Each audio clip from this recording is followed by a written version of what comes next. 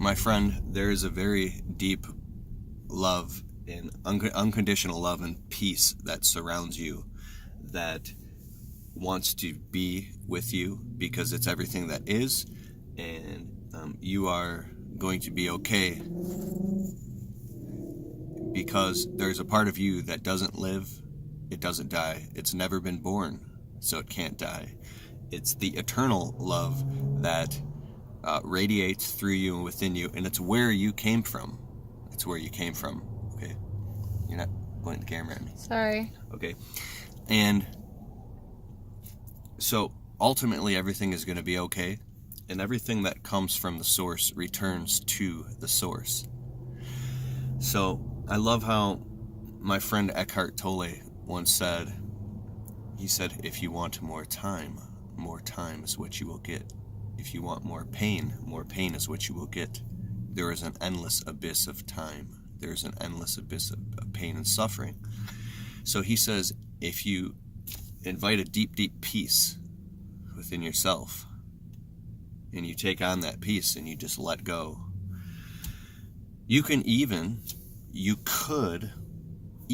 walk into your very own death and be in complete peace through the whole process. And death is just like the great poet Rumi said, death is like changing your clothes, right?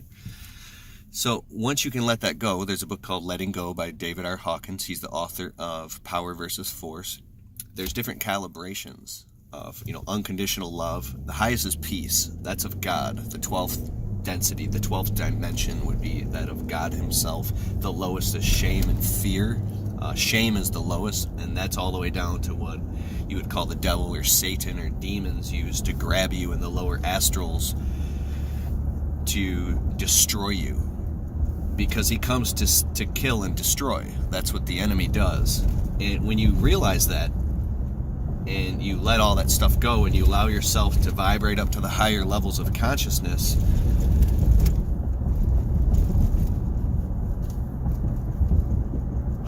you know that feeling where you can't take a complete breath? You're hooked in your survival. So, the reason I said all that is I want to say, you could be going through something where you're suffering and you even feel like you're dying. And one is, you could be dying. Two is, it could be ego death. There could be a part of you that's giving birth or is breaking through or shedding skin, and it feels like you're dying because now you're elevating up to a whole new level of life, but you have to let go of the very, very things that hold you in position when you're at right now. And letting go of careers, materialistic things, relationships, maybe your own self-limiting beliefs.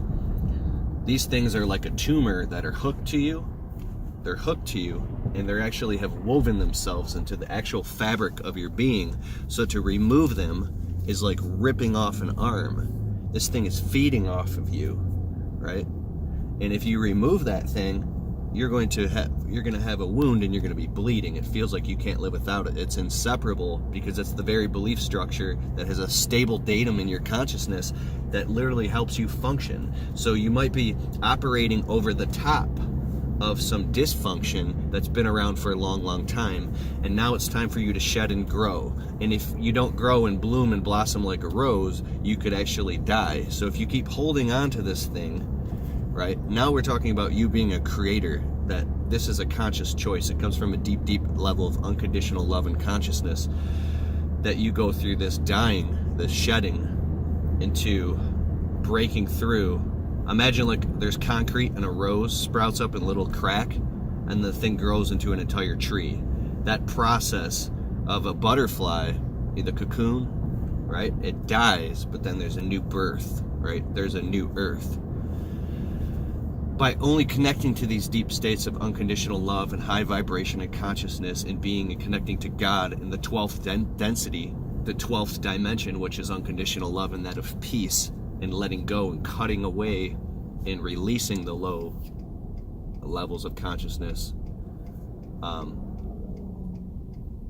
Can you do this? Now, it'll hook onto you, into your very nervous system, because we're in the physical. It's a dichotomy. See, we're not physical beings having a spiritual experience. We are spiritual beings having a physical experience. So you are eternal spirit. You come from a source that has never been born, so you can't die, right?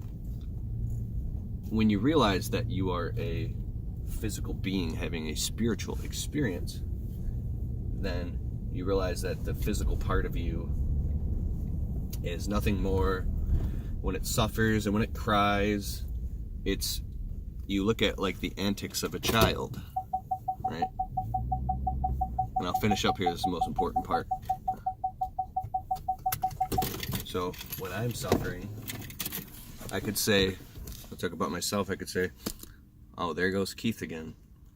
Keith thinks he's dying. There goes Keith again. Keith's having a panic attack. There goes Keith again. Keith is being a victim. Oh, there goes Keith again. Oh, wow. Keith is experiencing an unconditional love. I think it really starts with self-love. Here it comes. When you can love yourself so much that you're willing to let go of the negative people, energy, influences, even your own career, the things that are sucking you down, and you say, you know what? When the pain of changing is less than the pain of staying the same, it is actually now less pain to just go through that death.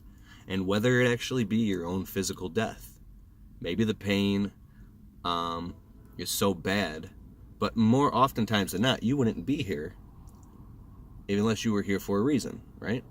So I believe you have beautiful things to share and a beautiful purpose to fulfill. You're here for a reason or you wouldn't be here, right? This is a miracle. So now we come to a crossroads of choice. You are a creator and this is your conscious choice.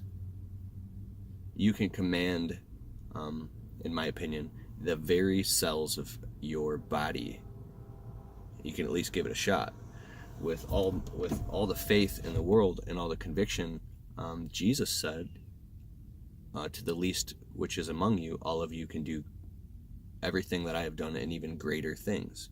Now here's a man who has so much faith and he was so connected to the source that he could touch people or speak words and they would be healed. So can we command our bodies, can we command to heal? Well, the first step is to prune away the negative things. Pruning hurts. Ouch.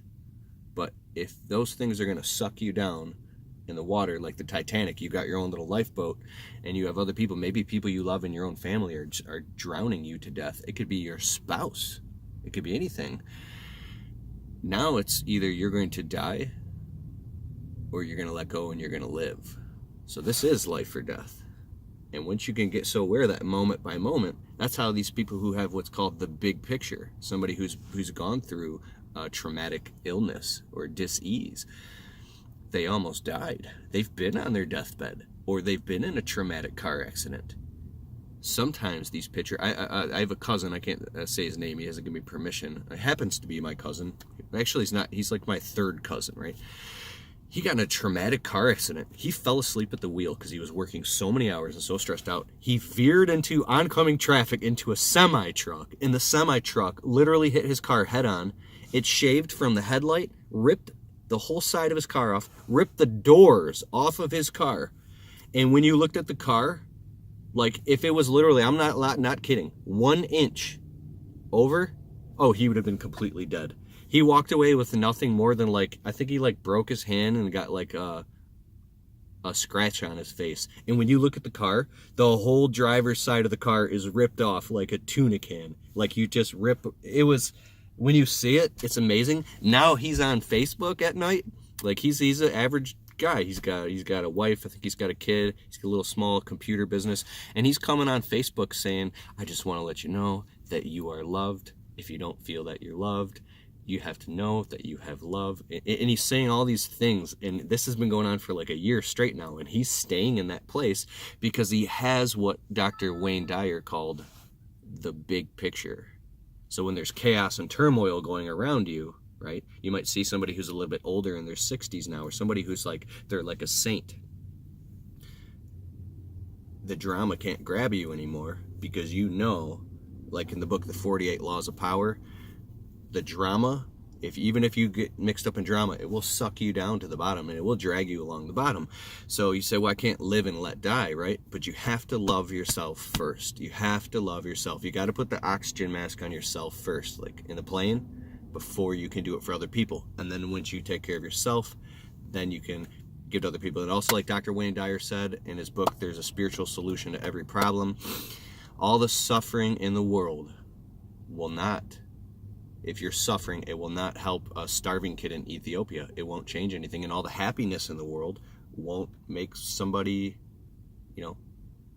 get ill. Like now in the physical world, you can actually, donate and help those people. What I'm talking about is your own turmoil. You got to let go of the baggage. You have to let go of the baggage. That's what I want to say. Okay, you are loved. And hit the subscribe button if you want, whatever. I gotta go. I have a very important meeting, and I love you. Later. Let me know if you want more videos like this.